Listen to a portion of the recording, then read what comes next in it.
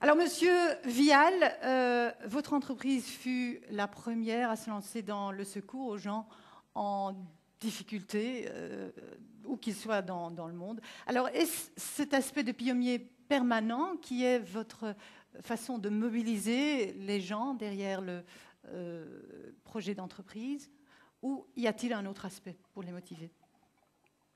J'ai une conviction très forte, c'est que, pour reprendre ce qui a été dit tout à l'heure, c'est que la force, le capital essentiel d'une entreprise de service, et en particulier de service aux personnes comme la nôtre, Europe Assistance, c'est évidemment les hommes et les femmes, les 5000 collaborateurs qui sont dans le monde entier, qui font fonctionner ce service partout dans le monde pour les 300 millions de clients auprès desquels nous sommes disponibles en permanence. Et donc, la difficulté, c'est que pour faire en sorte que ce capital humain soit valorisé en permanence, pour fidéliser nos collaborateurs, le salaire est une chose, mais on l'évoquait en discutant avant ce débat, on trouvera toujours une autre entreprise qui payera mieux. Donc, à la fin du jour, ce n'est pas tellement la rémunération, ce sont d'autres éléments. Et c'est le sens et c'est sans doute la fierté. Alors, je voudrais dire un mot là-dessus parce que c'est ce sur quoi nous travaillons dans une petite multinationale comme la nôtre. Nous sommes dans 35 pays à travers des filiales que nous contrôlons, mais il n'y a que 5000 collaborateurs au total. Et donc, il faut avoir un vecteur commun. Et nous travaillons sur la fierté. Fierté d'abord du métier. Et de ce point de vue-là, comme vous, nous avons sans doute plus de facilité parce que notre métier, c'est d'être 24 heures sur 24 capable de trouver une solution à un problème, et parfois qui peut être un problème vital. Si vous avez un accident au fin fond de l'Amérique du Sud ou de l'Asie, on va vous chercher, on vous sauve la vie parfois, et donc c'est la fierté du métier. Fierté de la marque, parce que Europe Assistance, et notamment ici en Belgique, mais c'est vrai aussi dans d'autres pays du monde, est la première marque avec la plus forte notoriété, avec aussi la meilleure préférence de la part des consommateurs et de nos clients. Fierté, je crois, de l'ambition.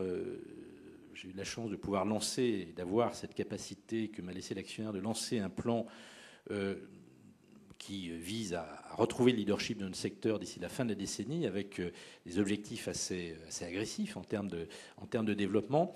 Cette ambition, c'est important, évidemment, qu'elle soit reflétée dans le regard ou la vie de chacun des collaborateurs du groupe. Fierté de la capacité aussi de pouvoir contribuer à une part de l'histoire de l'entreprise. C'est-à-dire que le groupe a beaucoup changé depuis 4 ans. Il changera encore beaucoup plus d'ici 3 ou 4 ans à travers l'intégration aussi d'autres entreprises, parce que nous faisons aussi des acquisitions.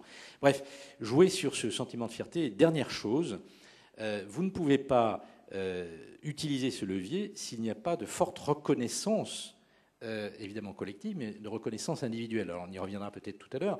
C'est la façon de reconnaître le travail qui est fait par chacune et chacun dans l'entreprise, non seulement sur le plan salarial, mais aussi la façon d'associer dans une stratégie, dans le déploiement d'une stratégie, localement et au plan global, sur le développement et cette culture de leadership que nous avons relancée à forte vitesse. Et évidemment, ici en Belgique, ce n'était pas difficile parce que nous avions une marque très forte, mais le travail qui a été fait par Olivier Alflant et les équipes depuis quelques années est formidable parce que nous avons cette force de leadership qui, je crois aussi, est un élément de fierté de la part de nos collaborateurs.